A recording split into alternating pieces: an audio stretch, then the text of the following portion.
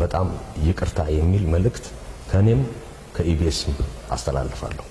ውሸት ታሪክ ለህብረተሰብ እንዲደርስ ስለታለልን እኛም አስተላልፈን ወደ ህብረተሰቡ ስላቀረብን በጣም በዚህ ፕሮግራም ስፔሻሊ በአዲስ ምዕራፍ ላይ እምነት ሊታጣ ይችላል። ምክንያቱም ህብረተሰብ ራሱ ይረዳቸዋል እነዚህን ግለሰቦች። ኦኬ እና ይሄ ከዚህም አልፎ የቤዚክ የሆኑ የጋዜጠኛ ሙያዎች ራሱ ሲተላለፉ ከኤዲቶሪያል ፖሊሲያችንም ሲወጡ ኮንትሮል ያደረግንበትም ሜካኒዝም ጥያቄ ላይ ገብቷል። የጋዜጠኛ ሙያ እዚህ ላይ ጉድለት የነበረው ምንድነው? የት ነው የተጠቃሽው? እዛ ጥቃት በነበረበት ሰዓት እንደዚህ አይነት ታሪክ ነበረ ወይ?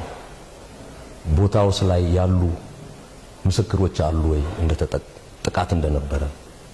ሁለተኛ ቤተሰብስ አለሽ ወይ ብላ ስትጠይቅ የለኝም ብላለች።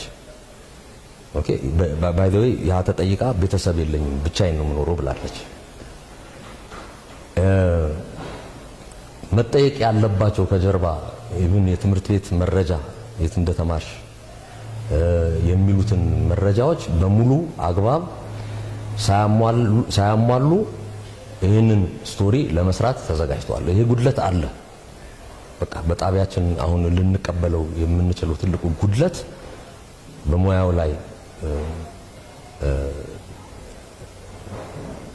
መኖር የነበረበት ማሟላት የነበረበት ጉድለት ትልቁ ይሄ ነው።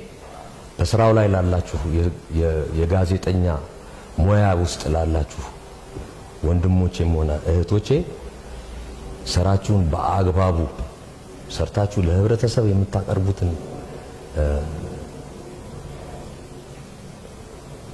መረጃ ሙሉ በሙሉ ከጀርባ ያለውን መረጃ አጣርታችሁ እንድታቀርቡ እማጸናለሁ።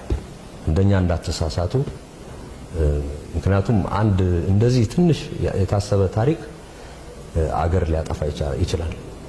ግለሰቦች ሊጋደሉበት ይችላሉ። ህብረተሰብ ሊጋደልበት ይችላል እና ይሄ ዳግም እኛ ጋር እንዳይሆን ቃል በማኔጅመንት ሌቭል ሁላችንም ገብተናል። እንደ አገርም ደግሞ ሁላችንም ሚዲያዎች ደግሞ በጣም ተጠንቅቀን እንሰራ እማጸናለሁ እና አመሰግናለሁ።